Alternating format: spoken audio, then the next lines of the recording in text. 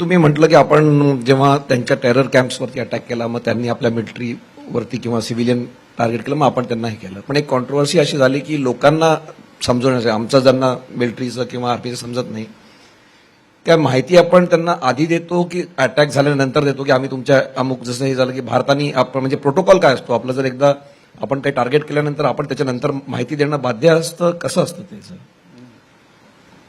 कुणी कुणाला माहिती देत नाही अटॅक करायच्या आधी. नाही. That will be total foolishness.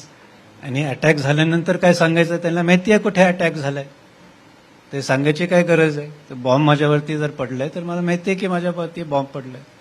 तर दोन्ही चुकीची कल्पना आहे की कोणी सांगणार आहे तर त्याच्यानंतर सांगणार आहे की आम्ही हल्ला केलाय. तर ते तर उघडच आहे की कुठे कुठे हल्ले झाले.